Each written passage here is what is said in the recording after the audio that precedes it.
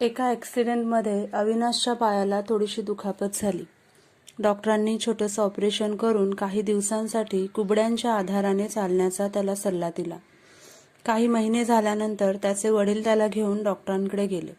डॉक्टरांनी एक्सरे वगैरे काढून त्याच्या पायाचे व्यवस्थित निरीक्षण केले आणि त्याला म्हणाले की ऑपरेशनमुळे आणि बरेच दिवस न चालण्यामुळे त्याच्या पायांच्या नसा थोड्याशा कमकुवत झाल्या आहेत, पण आता तो हळूहळू कुबड्यांशिवाय चालू शकतो. योग्य काळजी घेतली आणि सांगितलेला पायांचा व्यायाम केला तर अगदी काही दिवसातच तो पूर्वीसारखा चालू फिरू शकतो. ते ऐकून वडिलांना खूप आनंद झाला, पण त्याच्या कपाळावर मात्र सूक्ष्म आठी पडली. अजूनही आपल्या पायांच्या नसा कमकुवत आहेत तर कुबड्यांचा आधार घेऊनच चाललेलं बरं असा विचार करून तो घरी आला आणि पहिल्यासारखा तसाच कुबड्यांच्या आधाराने चालू लागला. आई वडिलांनी तसेच घरातील सर्व मंडळींनी त्याला खूप समजावून सांगितलं, पण तो कुबड्यांचा आधार सोडायला तयारच होईना. आपला तरणाताठा मुलगा बरा होऊनही केवळ भीतीमुळे कुबड्यांच्या आधाराने चालतो हे पाहून त्याच्या आईवडिलांना खूप दुःख व्हायचं आणि रागही यायचा.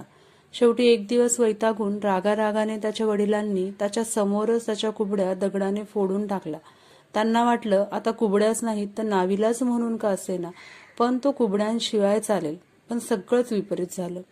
कुबड्या तुटलेल्या बघून तो खूप दुःखी झाला. 2 दिवस अंथरुणात पडून राहिला आणि मग तिसऱ्या दिवसापासून फरकटत 2 पायांवर बसून असा पुढे जाऊ लागला. कुणी कितीही समजावलं तरी तो आपला हेका सोडायला तयार नव्हता. याच अवस्थेत बरेच दिवस गेले. एक दिवस असाच नेहमीप्रमाणे चहा नाश्ता घेऊन 2 पायांवर बसून पुढे येत तो अंगणात कोवळ्या उन्हात त्याच्या नेहमीच्या पोत्यावर येऊन बसला. समोर 4-5 लहान मुलं काहीतरी खेळत होते. त्यांच्याकडे बघत तो बसला होता.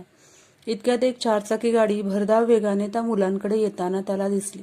बहुधा त्या गाडीचे ब्रेक फेल झालेले असावेत. तो माणूस गाडीचा जोरजोरात हॉर्न वाजवत होता. त्या आवाजाने सगळी मुलं बाजूला पांगली, पण सगळ्यात लहान मुलगा पळता पळता पडला आणि घाबरून जोरजोरात रडू लागला. काही क्षणात ती गाडी त्या मुलाला जोरात धडक देणार होती आणि रक्ताच्या थारोळ्यात पडलेलं ते मूल शेवटच्या घटका मोजणार होतं. पण असं काहीच झालं नाही. अविनाशने धावत जाऊन त्या लहान मुलाला उचलून कवेत घेतले आणि त्या घाबरलेल्या मुलाला हृदयाशी घट्ट धरून दिलासा दिला. थोड्या वेळाने ते मूल त्याच्या कवेतून खाली उतरले आणि धावत आपल्या आईकडे गेले आणि अविनाशचं लक्ष समोर पसरलेल्या आपल्या पोत्याकडे गेलं. डॉक्टरांनी सांगितल्याप्रमाणे आपल्या पायांच्या नसा कमकुवत असतानाही आपण कसं इथवर धावत आलो, कसा त्या मुलाचा जीव वाचवला, त्याला काहीच समजेना.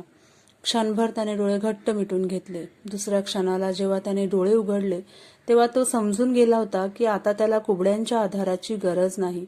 तो खूप खुश झाला आणि आनंदाने नाचू लागला. पण खरा आनंद तर घराच्या खिडकीतून सगळा प्रकार बघणाऱ्या त्याच्या म्हाताऱ्या वडिलांना झाला होता.